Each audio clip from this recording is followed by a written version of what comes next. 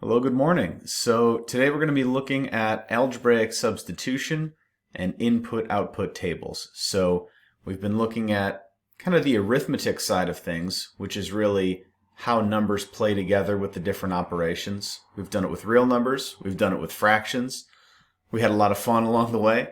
And now we're going to move into the kind of the beauty of mathematics, which is the abstraction. So representing quantities with placeholders, and through that we'll be able to model real-world situations. So I'll give you a few examples, but first let me unpack what I mean when I say algebraic substitution, because I know that might not mean much.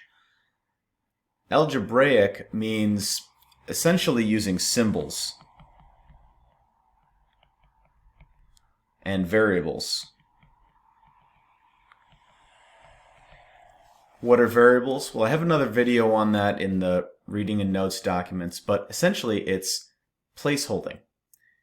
We have a number that we know is going to be changing. We don't have a fixed amount, but we know that a relationship depends on some value, whether that be your weight, whether that be your height, whether that be how fast you're running, how hot the car is getting, whatever this might be. It depends on this quantity, but that quantity is in flux. Everything in the world is changing. So we need a system that can recognize and let us play with these structures or these patterns while not needing one number to be pinned down. Just like maybe your work hours each week. That's a variable. So each week we need kind of a placeholder for, well, how much did I work this week versus last week versus this month, etc. So just briefly on the history, and I had this slightly backwards. This was generated by an Arabic mathematician in the 9th century. His name was shortened to Al-Khwarizmi, which is where the word algorithm comes from. And algebra comes from the word algebr, which means basically the study of reassembling broken things or finding balance in the system.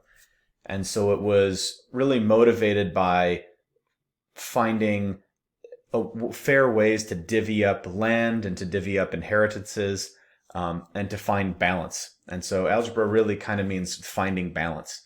And again, so this came from this Arabic mathematician back in the 9th century. So we've been playing with these structures ever since then. And I think it became more widely used several centuries later, right? This was invented back then, but it really didn't come into prominence until around the 16th century in like mainstream mathematics. So it's the use of symbols and variables to represent quantities, which is really, really nice. Again, we used to just write things down in words and then have to think through them instead of being able to manipulate them mechanically. And substitution is really the idea of replacement or placeholding. If you think about your substitute teacher was taking the place of the teacher for that day, right? We're swapping them in and out, and we're saying this person is equivalent to your teacher for the day. Same thing with mathematics. Substitution is saying we're taking whatever quantity this was and replacing it with this quantity. So whether that's your hours this week, that's being replaced by the hours from last week, etc., etc. And then input-output tables is just a helpful kind of tool that we'll get to at the end. But algebraic substitution is where we're headed. So representing things with variables. So let's take a look at an example of how we do this. So coming from kinesiology and those types of physical health fields, the amount of calories burned per hour is equal to the activity's MET score, it's called the metabolic equivalence score, times the person's weight in kilograms. Okay, so if you're curious about, hey, I was doing this activity, how many calories was I burning per hour? Well, it depends on a few things. It depends on your weight, which is different from your spouse's weight or your kid's weight or your neighbor's weight. And it also depends on how long you did it for.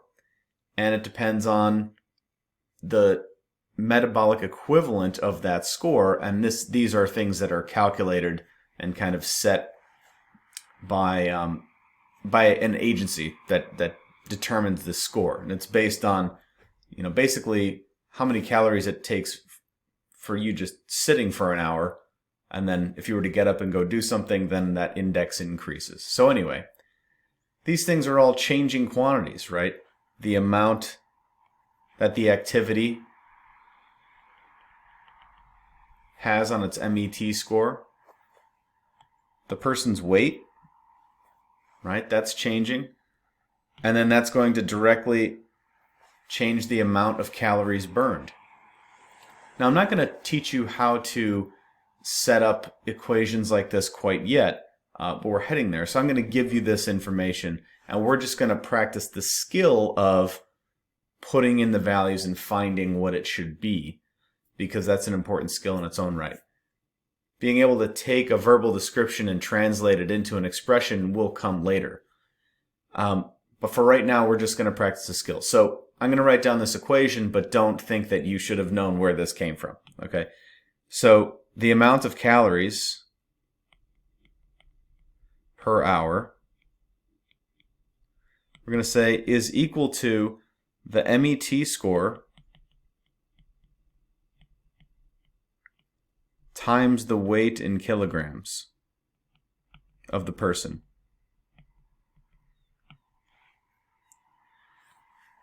So this is an okay way to represent this. This is actually fine.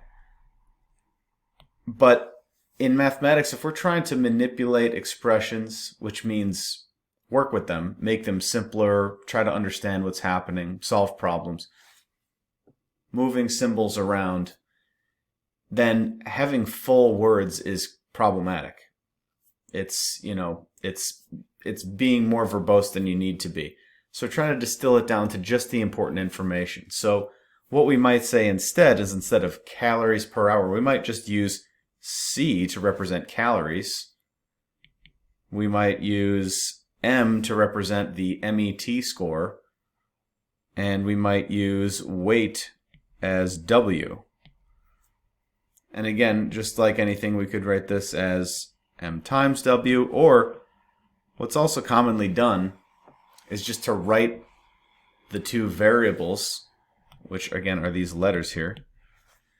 The two variables right next to each other indicates that this is multiplication. So this is another way to write multiplication. It means multiply M and W. Again, why? Things can get pretty complicated and built up, and so the less symbols you have, the better. So if I don't have to write this dot, then we won't need to. The same reason why I just said won't instead of will not, right? So now we have this equation. Let me write it down a little bit simpler. C equals MW. And let's say I want to calculate the calories burned for a few activities. So let's say instead of sitting in my chair, we say activity had MET score of 2.5 and the person's weight in kilograms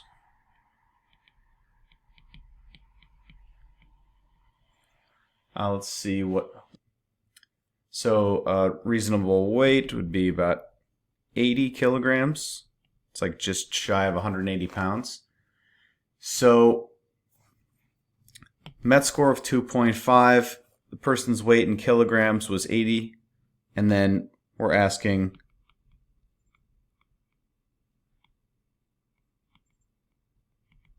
how many calories per hour were burned.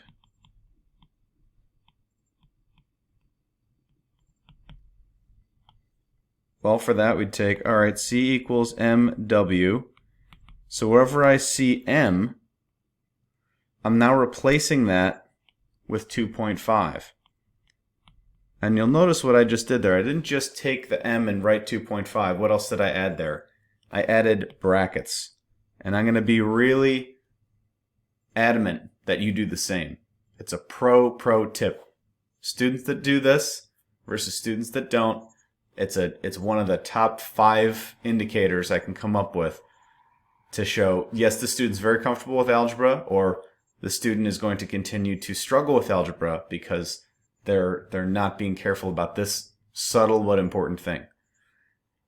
If there's brackets, we know that we'll preserve multiplication essentially, or a sign if it's negative, when needed. So the same with W. The person's weight is 80 kilograms. Let's do a different color. We'll do 80 kilograms for W.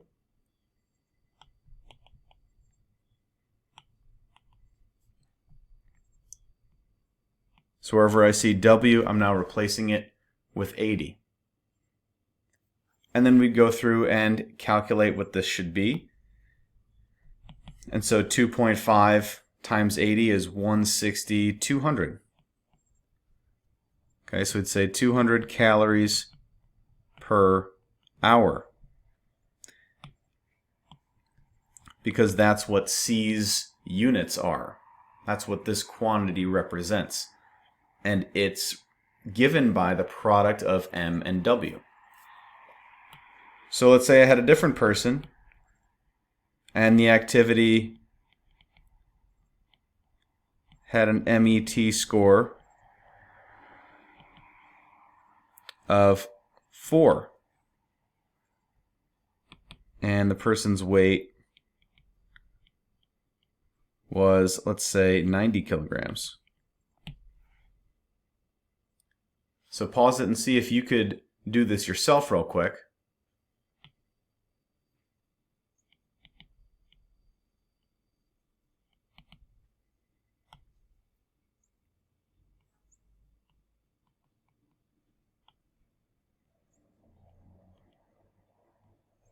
So this part tells me M equals 4. This part tells me W equals 90 in this instance of the equation. So then I'm going to go in and plug in M is 4. W is 90. Again in brackets. You will thank yourself later. And so you should end up with 360. But what are the units associated with this? It's calories per hour, because this is talking about C. And that's how we measure the quantity C.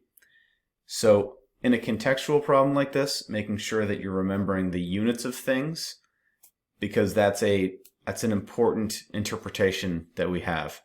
And that's one of the most important things that we can do as human beings, is to be able to communicate these ideas. So not just getting the 360, that's an important skill, but then knowing what it means. It really means this person would burn 360 calories per hour.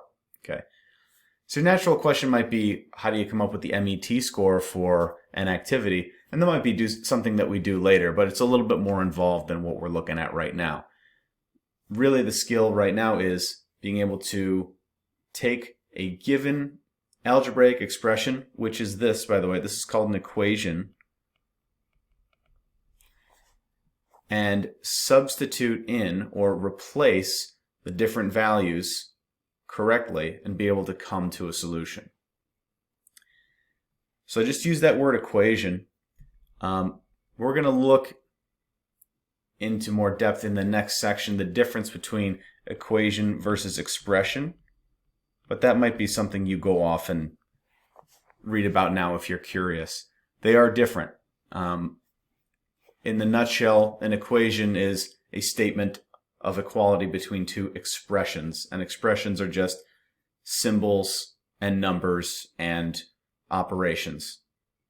Okay, so an equation is saying this expression is the same as this expression. Calories are the same as the MET score times the weight in kilograms. So here's another example. Sometimes we'll be looking for quantities when they're abstract and we don't have an explanation for the description, and that's fine. Here though, we might see something like S and V are typically associated with position and velocity coming from physics. So we might, and velocity can carry negative values. It can be having a speed in a negative direction. So a V of 3 would mean I'm maybe moving 3 miles per hour in the going to the right, whereas V equals 4 means I'm going 4 miles an hour to the left. So these can take on signed values. So this is where the coming in with the brackets is super, super important. So the first part will say find s when v equals 3. Okay, well we know how to do that. If we're given this equation, then we're saying v equals 3. So wherever I see v, I'm now replacing it with 3 in brackets, right? So let's bring that in. So s equals 4/3 times 3 in brackets cubed. Maybe I'll do that all in green. Minus v, which we said is 3 squared.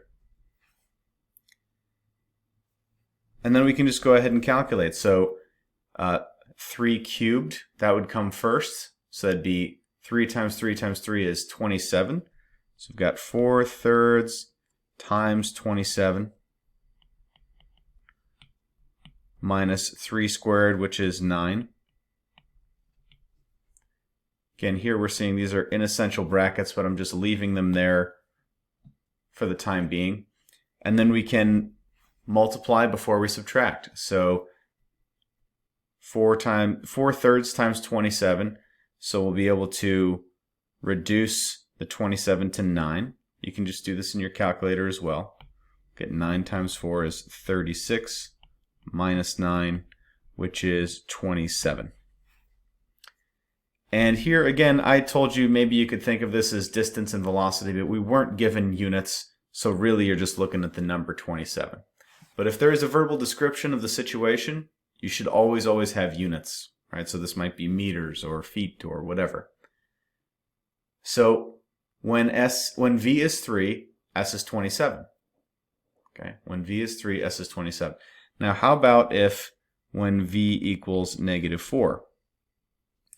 Well, we know that s is 4/3 v cubed minus v squared, so that when when v is -4, 4/3 times -4 cubed minus -4 squared. And so here's where the brackets again come in very handy, because we see that the entire -4 is being multiplied by itself 3 times and then twice. And why that's important is because if you multiply a negative times a negative, what do you get? Positive. That's right. So for even numbered powers that we raise it to, or exponents, those negatives are going to become positive, right? So we'll do that clearly here. But 4/3, all right, so for some side work, what's -4 cubed? Well, it's -4 times -4 times -4. And you can do this in your calculator, and you'll see this should end up at -64. And to just highlight the reason why, -4 times -4 gives me +16, and then we multiply that times -4, and that's how we get to -64. So that is here. And then minus whatever this number is going to be. So -4 squared is -4 times -4, which is +16. And again, I have a video just on exponents and brackets in the module, and I'd recommend watching that if there's more confusion on this. But otherwise, we should see that this is +16 here. So then s is 4/3 times -64. So 64 divided by 3 is 18? No, that's 54. One moment. Yeah, it actually doesn't reduce nicely, so we'll just do what we can here. So 4 times -64 is 240, 256. So -256 all over 3. Again, you can multiply this by taking -64 over 1, top to top, bottom to bottom, all -16. And then if we wanted to keep it a fraction, which we weren't asked to, so you can just go to decimals using your calculator, but we'll use the practice here. So -16, to get it to thirds, would be to multiply it by 3 over 3. And so we'd get -256 minus 48 all over 3. We can combine it. and then 256 minus 48, what should that be? 94. 104. So yeah, we'll get negative 304 over 3, which doesn't simplify nicely, but we can approximate it with negative 101.333 repeating. So either one of these, again, this is what we call exact form, because it is a reduced fraction, and we don't have to approximate it over here, but this is a proximal or decimal approximation. Okay. So again, the need for the brackets here came into play with the negative sign. So we've done it in context, and we've done it in just a pure algebra problem. So let's look at one more, and then we'll jump to input-output tables. So lastly, let's evaluate this expression. So we have a rational expression, which means fraction, where x is 2 and h is 0.5. And this is actually a formula that looks something like what we use in calculus to find the rate of change at a very zoomed in location. So if we're trying to find the slope of a curve at a nearby a point, we might use something close to this. It's not exactly this, but it is close. So in any case, how would we evaluate this? So wherever I see x, I'm saying I want to replace that with 2 for now. And wherever I see h, I want to replace that with 0.5. And I'm going to do it in brackets. So we'll say, all right, this is now 2 squared plus 2 times x times h, all plus h, right, where x is 2, h is 0.5, all over 3 plus h. You notice I put the brackets there before I put the number. It's like giving my brain the space to swap in and out numbers. So again, that's 0.5. And then we can go ahead and simplify this. So again, in the top, I'd follow the implied brackets here from the order of operations. And so I'm going to take care of the exponent first. Whoops, exponent first. And so that's 4 plus 2 times 0.5 plus 0.5. All over 3 plus 0.5. Well, we can do this one down here since it's at the same tier, right, of the group. Oops. And that's 3.5. And then again up top, next up would be the multiplication in here. So with some side work, we can say 2 times 0.5 is 4 times a half, which is just 2. This becomes 4 plus 2 plus 0.5 in the top, all over 3.5 in the bottom. And so we get 4 plus 2 plus 0.5 is 6.5 all over 3.5. And then we can just reduce this. Oh, 1.86.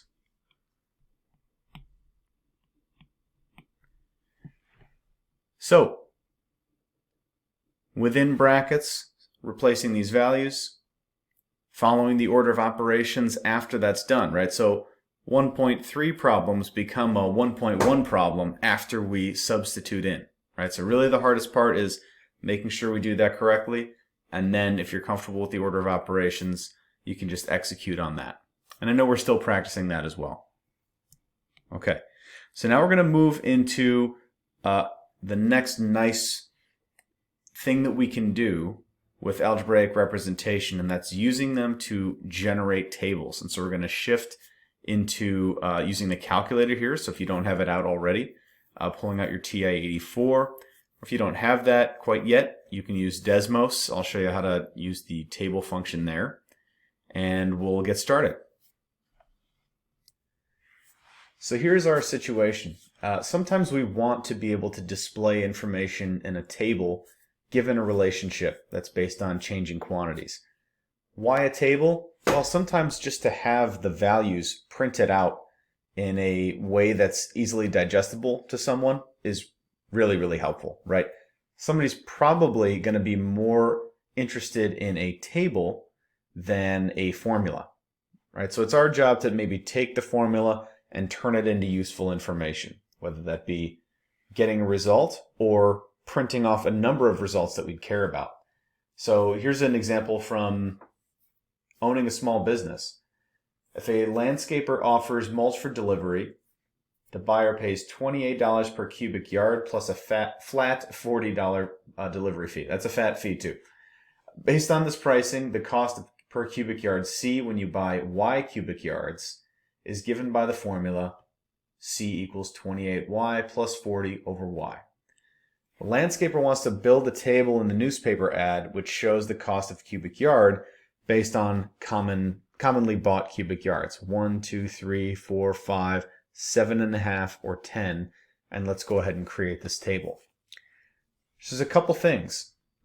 The first is that we need to choose for an input-output, what's the input, what's the output.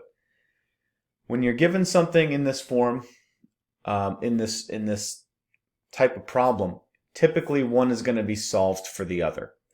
If we don't know that, then we're talking about functions, and that's something that we discuss later. So usually these are going to be solved for you. And so what that means is it's going to be output in terms of the input. And when we are on a graph or a table, we almost always associate the output with the variable y in terms of the input x. Okay, so here the output is usually y, almost always, and the input is x. Your calculator definitely views it that way all of the time. Okay, so it thinks x is the input and y is the output. So here we look at this formula and we see what must be the input and what must be the output variables. Well, on the left we see it's just c equals, so that must be my y. That's my output, right? That's what I'm expecting to get after I crunch the numbers on the right. On the right-hand side, I have an expression in terms of y, meaning it references y, which is the amount of cubic yards that you buy. So that's the input, because that's what's changing, right? You can buy it at 1, 2, 5, 7.5, etc. So what we need to do is translate for the calculator. Okay, and I know you call these things y and x, but really we need to think of it for ourselves as c in terms of y. And you're going to see y here and get confused. It's a different y, right? So we'll put this in like quotes. So what we're really seeing here is that c is the output and y in our expression is the input. So we need to change our expression from, instead of c equals 28y plus 40 over y,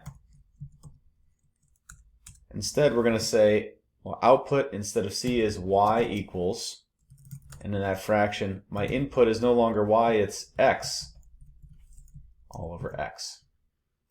And this is what we see in the paper, but this is what we're going to put into the calculator. Again, because the calculator only sees inputs as x and outputs as y. So the way that we do this, now that we have the expression in calculator talk, calculator speak, we can come over here to the graphing calculator and go into y equals, which you notice it resembles what we just wrote down, y equals, and then you're going to input what's on the right hand side. That's our input expression, or it's in terms of our input. So how we do that with this is we'd say, well, the top, remember, is in implied brackets. So what I'll actually do is write it here, how it should look. 28x plus 40 over x. And should always enclose the top and the bottom of big fractions like this with brackets so the computer knows what you're talking about. So here we're going to say 28. The variable button is this guy with the 4 variables on it. It will know that you're talking about x. And that will change if you go on and take other courses in math, but that's the input button. Divided by x again. So we've now input our expression into the calculator. We've said this is the output that we get from this input, and then we'll move to the table to generate this. Now, what you want to do first is go to second table set, which is this blue guy here above the window. We need to give our table some parameters, because if you just generate a table, it's not going to be the one that this landscaper is going to want.